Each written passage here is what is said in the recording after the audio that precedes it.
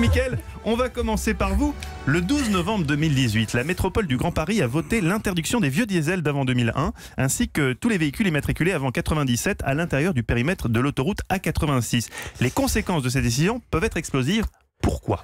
Eh bien, retenez bien ce sigle, ZFE pour zone à émission faible. Cela désigne le périmètre de la Francilienne, l'autoroute de l'A86, sur laquelle plusieurs centaines de milliers de véhicules circulent par an. Donc les vieilles voitures diesel et essence de plus de 20 ans seront interdites de circulation sur le territoire de 79 communes inclus dans la zone. La mesure est pour entrer en vigueur en juillet 2019. Pour la métropole, cette décision a tout d'abord un objectif de santé publique. Il faut savoir que 6 000 morts prématurées par an donc le sont par les émissions de particules fines. De plus, le développement des ZFE devient une obligation européenne. On en compte 227 en Europe. En France, il n'y en a que 2 seulement. Et François de Rugy s'est engagé à la création de 15 ZFE dans le pays d'ici 2020 dans le cadre de la future loi mobilité. Conséquence, près de 240 000 véhicules, sans compter les véhicules professionnels, cloués au parking, interdits de rouler à partir de juillet 2019. C'est le casse-tête à venir qui tombe plutôt mal en pleine révolte des Gilets jaunes et en pleine période officielle de l'écoute avec le grand débat national. Alors comment éviter que ça devienne un nouveau front de protestation en Ile-de-France alors que la région est plutôt relativement épargnée par le mouvement des Gilets jaunes ? Et oui, c'est vrai, c'est là que la méthode est cruciale pour vaincre les oppositions de certains élus comme